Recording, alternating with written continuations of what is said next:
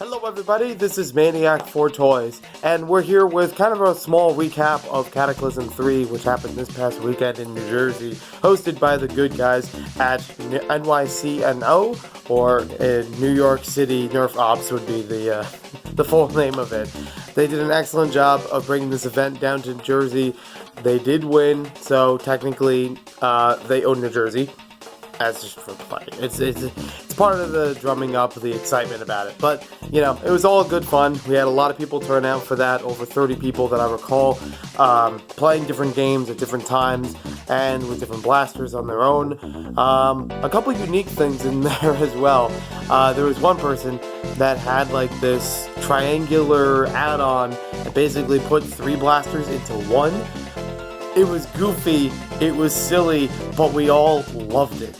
And hey, he tried it a few times with it, so I'll give him credit for trying to use it in-game. Now, I don't have my NERF workshop set up just yet, so for now, this will be the area to show some of the goodies from this weekend. If you want to see more information about it, you can check out NERF Ops, or NYC NERF Ops, I should say, on Facebook. There is a Cataclysm event that they hosted, so they have the event page, and I think some of it is posted to just their regular page.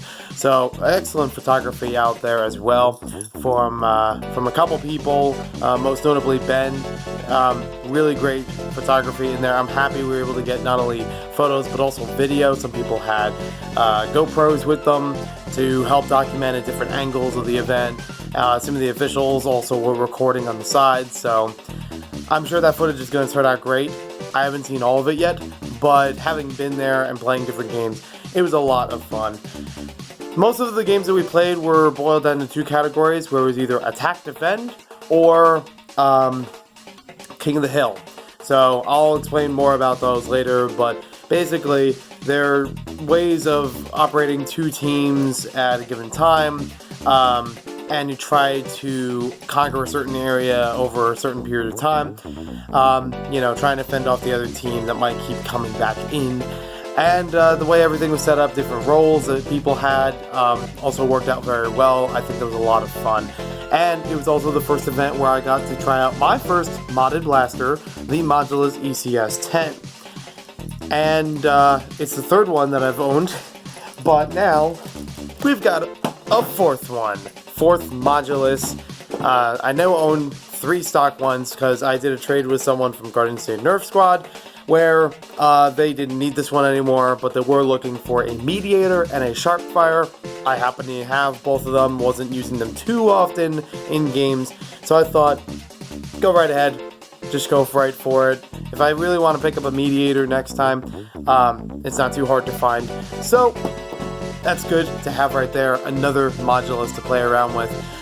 The one I do have that's modified, it will be a separate video on what modifications I added into it. Big thank you to Adam from Garden State Nerf Squad for helping me learn a little bit about that and doing some of the work to get everything running. So it was an interesting experiment, and I'm happy to try it out, hopefully do more with it in the near future. Now, along with that, there's not a lot of other goodies, but there are some good ones here from the folks at NYCNO. We have a sticker for Spring Life, which some people did add on to the sides and sometimes fronts of their blasters. Like it's about springers, you know, spring blasters. This would not qualify, it's a flywheel.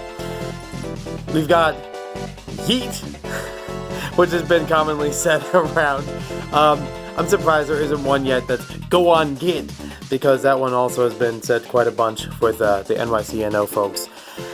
I joined 1 or 2 of the games about 2 weeks ago, where they were already doing this kind of King of the Hill mentality, so it's okay that for me, I was able to understand the games a little bit more with just a little practice beforehand with that. And those guys love to practice and train and just play games in general, even if it's not really competitive. So you can always check back on their page. They're always going to have something almost on a weekly basis.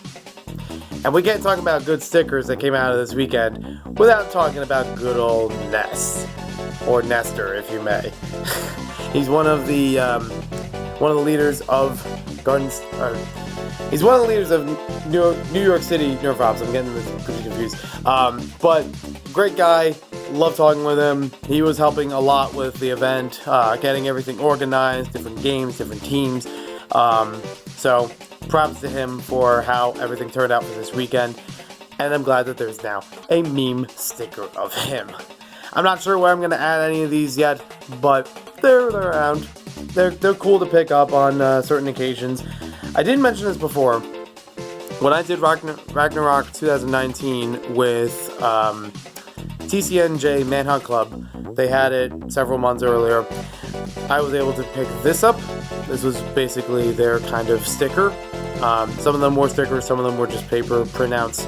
So I just was able to write on the back of it my name and fighting for Garden State Nerf Squad. That was my first event, which I'm sure there will be stories I'll talk about somewhere down the road. And only recently we've been starting to come up one with Garden State Nerf Squad. We have now buttons available and nifty, nice, very nice logo from Bucky, who was also participating on our side for the event. He did really well. And there's only one other thing I have here as far as stuff from this weekend. If there's any stories or anything, I'll talk about them at some later time. But I didn't know that Adam had this for a while. Picked it up from Goodwill. Didn't need it. Actually, Archer was there, and she was going to pick this up, but it's like, okay, well, maybe it's a little too rough for Nerf play. And I was like, oh, that's sweet. That's my opportunity. So I was able to pick up the one, the only Master Sword. This is actually a little more rigid than a standard Nerf sword or something that would be foam sword. You know, sometimes they are used as certain roles in different games. This one's a little too sturdy for that. Like, it might actually hit too hard, or it might be too hard to swing compared to other swords. But I wanted this one just because it's Legend of Zelda. As you might have seen a while ago when I did the Super Smash Bros. Marathon of Link. All that Super Smash Bros. Stuff will be continued at some point. Yes, I had a shield in there, but I had no sword. I just couldn't find a lot of them in my area, or at least, you know, of a similar, like, make to what the shield was. You know, I didn't want anything that was only entirely made out of plastic. That would be too rough. Whether or not I was going to use it for Nerf play, but this was still good. I'm glad that Adam had it, and as some of you might have seen through social media, I did a joke post about it where it's like, why get a sword in the stone when they could pick it up for $5 or something like that.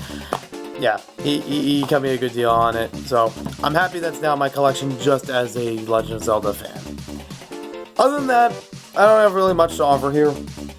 But I do want to mention as an update, now that we have the Modulus project working its way through, and there will be a video on that sometime later, I can now start work on my next project, one I mentioned a while ago from one of my Nerf Maverick videos, actually the only one.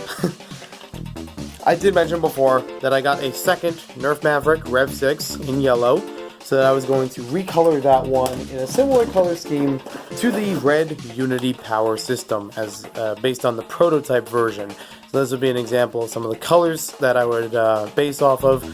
And I did pick up some of those sprays recently through some YouTube tutorials of knowing what kinds to get. So I have here some Krylon with Banner Red Gloss and a Chalky Finish Misty Gray. I'll be using those as the mostly primary colors for that blaster, but I also do have a couple accent colors to add in, just to change things around, and hopefully it all goes well, but I will share more about that progress when the video comes out. The next ones, I just needed smaller cans. Didn't really need to get the full size thing because it's smaller details here and there.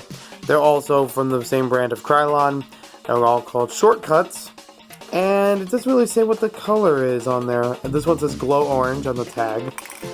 We got Antique Bronze and a Sun Yellow. So we'll see how those turn out in a future video when I go back and show all the Nerf Mavericks together and that as well. It's only a paint mod. I might do a penny mod with it, but there's so minimal change to it, and there's nothing that hasn't been done in Nerf before that I don't think it's really necessary for me to make a whole video about it. I'd rather just include it in with the other stuff. So, one more thing I wanted to mention, as we were cleaning up right before we went out to dinner, I just happened to find these two things on the ground nearby each other. This was a worker dart with the head missing, kind of typical, and a Ninjago snake. Yeah, a little dirty. You probably just had to throw some soap and water on it, and it'll be fresh and new. But I thought that would be interesting to share. And like I said, if you want to see more about the Cataclysm 3 event, you can check out the link in the description below for the NYCNO page about it, and just their page in general.